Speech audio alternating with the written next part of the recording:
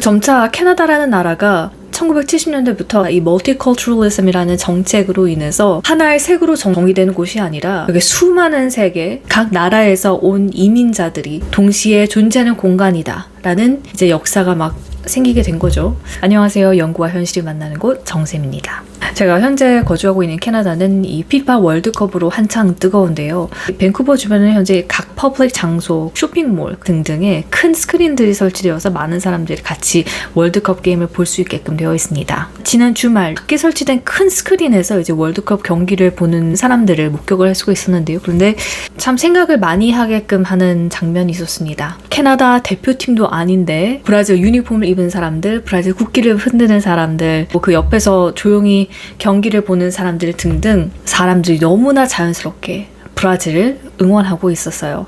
이 밴쿠버 내에는 브라질에서 온 사람들의 인구가 상당히 많습니다. 그래서 생각해보면 캐나다는 이런 장면들이 너무나 흔한 현실입니다. 워낙 나라 자체가 이민자들이 많고 각자 자신의 문화와 팀을 가지고 있고 그걸 또 숨기지 않아도 되는 그런 자연스러운 분위기. 그런데 그때 문득 우리는 캐나다를 보고 있는 걸까? 아니면 그냥 세계의 한 조각을 보고 있는 걸까? 이런 생각도 또 들었습니다. 그리고 이상하게도 그 둘이 구분되지 않는 느낌이었어요. 그래서 이 장면을 보면서 사실 이 캐나다의 멀티컬처럴리즘 정책, 이 다민족주의 정책에 대해서 다시 한번 좀 생각을 해보게 됐는데요. 이 1970년대 캐나다는 겉으로 보기보다 굉장히 국가 정체성 자체가 흔들리던 시기였습니다. 특히 퀘벡주 내에 이 프랑코폰이라 불리는 프랑스계 캐나다인 이 사람들의 민족주의는 단순한 문화 요구가 아니라 국가 분리 가능성까지 포함된 정치적 압력이었고 캐나다 연방정부 입장에서는 국가 통합을 하나의 문화로 밀어붙이는 것이 오히려 위험한 선택일 수도 있었던 상황이었습니다. 그래서 나왔던 것이 바로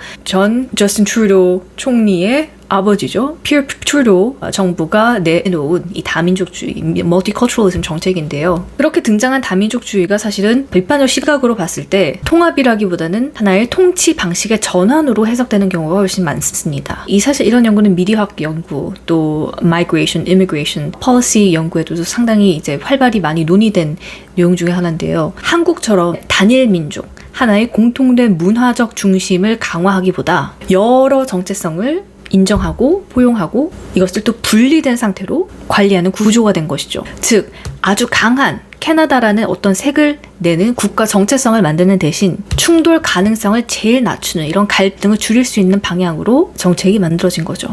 그런데 문제는 여기서 끝나지 않습니다.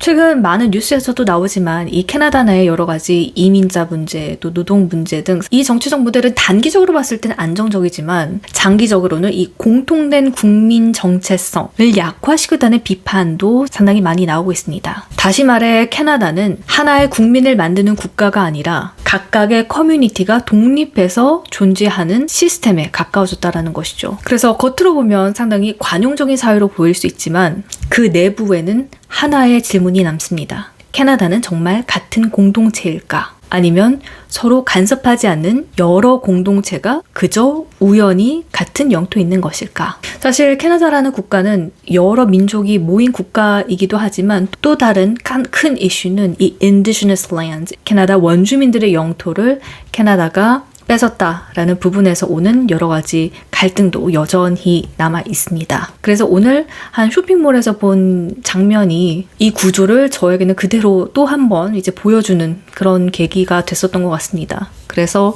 어찌 보면 한국과는 굉장히 다른 모습인 것이죠. 브라질을 응원하는 사람들, 각자 다른 언어로 반응하며 감정을 표출하는 이 장면들, 그리고 이 모든 것이 충돌 없이 함께 존재하는 이 공간. 이상적으로 보면 굉장히 평화로운 다양성이지만 다르게 보면 공통 중심의 부재이기도 합니다. 누구도 이 공간에서, 이 국가에서 하나의 캐나다를 대표하지 않습니다.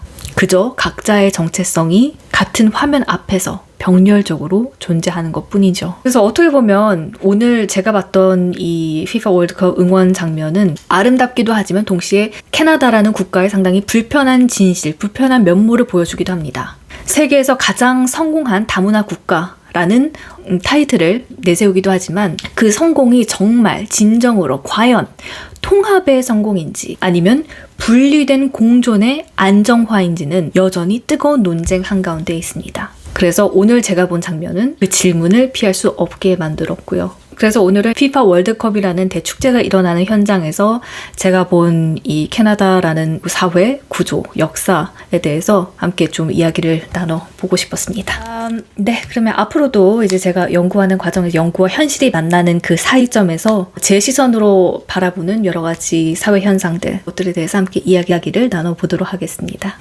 Okay, that's it for me today. I'll see you in the next video. Ciao.